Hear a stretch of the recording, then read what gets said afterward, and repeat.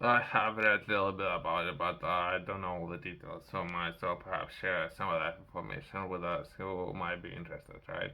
We'll be taking a look within this video what's happening with Guana and Venezuela. There seems to have some tensions. Let's try to understand this article a little bit better. I'm going to be taking a look at Guana. And overall, UK is sending warship to South America and Venezuela tension. So everything what's happening there, let's try to understand what's happening, right?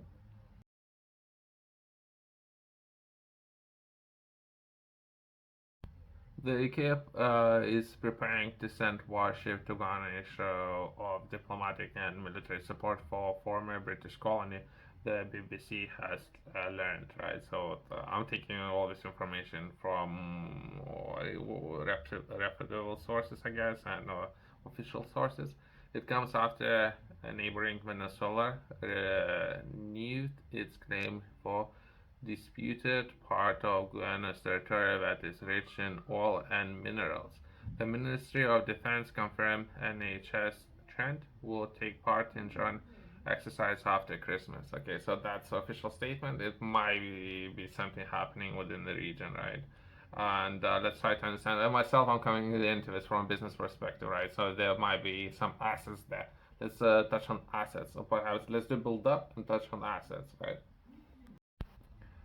So the ship was sent, and I think, from what I understand, it has arrived, right? And one other side, British warship armed with 30 millimeter cannons. One of the other, more than 5,000 Venezuela soldiers, F-16s and Sukhoi. So I think it's not necessarily Western-made fighter jets, right? From what I understand, right? But there might be F-16s, right? So they have a number of those fighter jets. And amphibious vehicles is the December 14 peace declaration signed between Ghana and Venezuela concerning the territorial disputes between the two South America countries already obsolete, right? So the ship is there. Everyone need to calm down. Like this is what's happening, and someone is counting. Okay, military forces.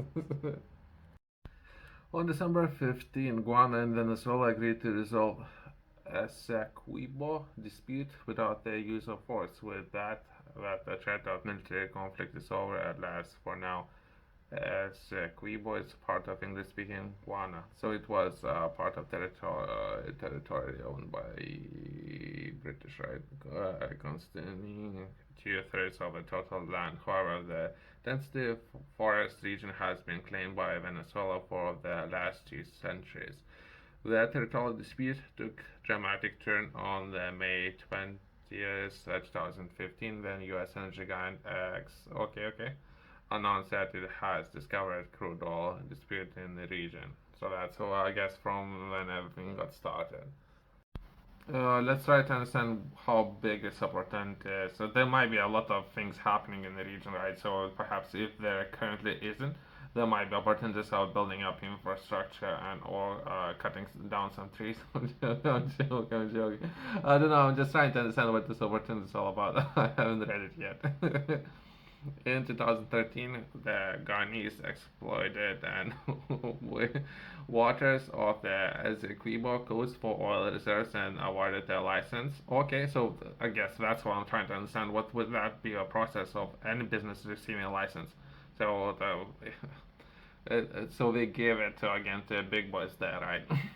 To drill for oil. Without this, or discovery of the dispute will not have escalated to the current level, arguing Latin America expert. Okay, there's the names there. The offshore waters of Essequibo hold over 11.2 billion oil equivalent barrels and 13 trillion cubic feet of natural gas reserves.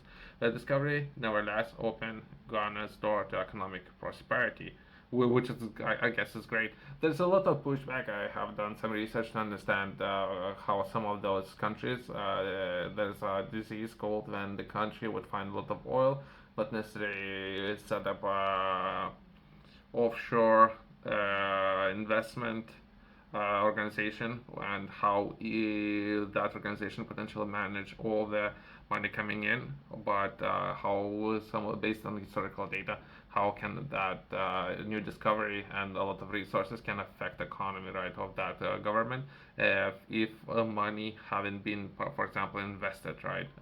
So many things can happen, right? Unit 2019, then commercial oil exploration began. Ghana's economy depended on agriculture and mining, but the discovery of oil and natural gas has helped change the economy as they now constitute nearly half of the country's gross domestic product. Great, I guess, so it would be kind of beneficial, I guess. The country has been the fastest growing economy since 2020, even as the global economy slowed under the weight of everything what's happening, right? Let's keep that. In 2022, Ghana's economy grew by the whopping 62%. I hope, if to say the least, right, they reinvesting the capital, not necessarily using it. Or hope that they on buying, I don't know, something not necessarily important, right? Country is expected to, at the end 2023 with growth rate of over 38%.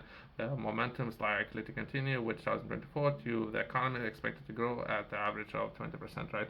Marcel, I'm coming into this, how so they gave license to this organization, which is great. How my organization or any other organization would be able to receive license? That's what I'm trying to understand. Uh, let's touch on that before moving to the next point. As part of some estimate, South America's country is set to become top per capita oil producer by 2030.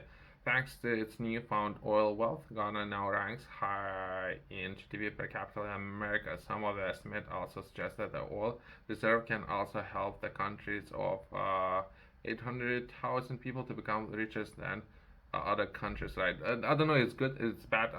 If I would say anything, perhaps setting up a offshore capital fund and invest that capital. That would be perhaps the smartest way of working with that capital, for example. Let's touch on this one and the last article that might be important, right? The Strategic Petroleum Reserve it is at the lowest level since 1984. Let's try to understand this article. That would be within US and everything what's happening in US. What I'm trying to understand is what assets UK is trying to protect with my tax money. I'm still trying to figure out things, right? If the what assets are we working to protect? What is US Strategic Petroleum Reserve? What are the implementations of depleting the SPR, with the US has been doing now since 2016? Further, what has been the impact of rapid down of the SPR has been taking place this year? Let's discuss.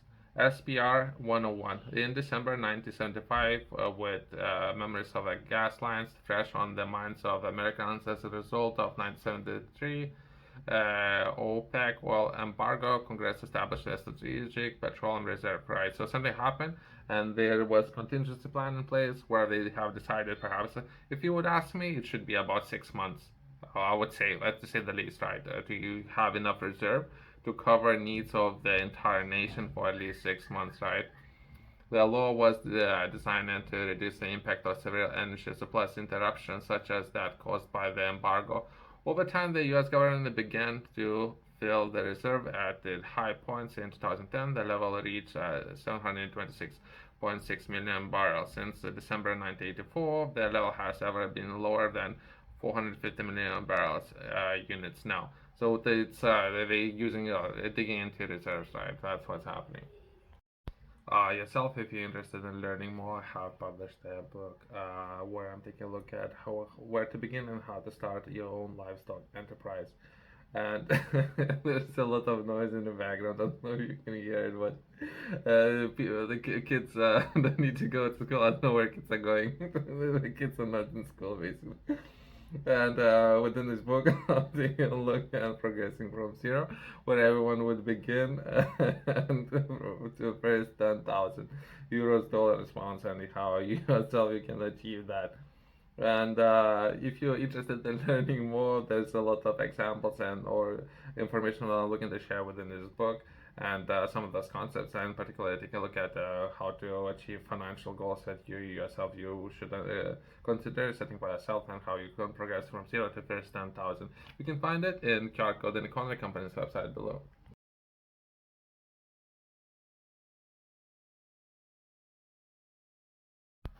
Those one could certainly argue that SPR is of less strategic importance than it was once was, and that perhaps we know as a USA no longer need to have 700 million barrels of reserve of oil. Perhaps with the things that changing, electric cars and everything, perhaps critics can argue, right?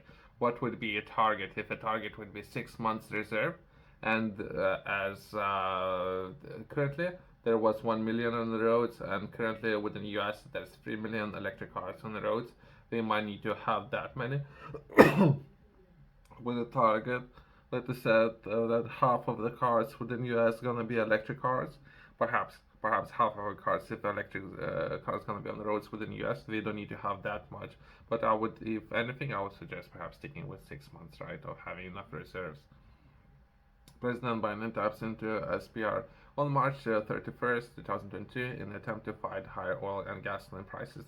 President Biden announced that the release of 1 million barrels of crude oil a day for 6 months from SPR.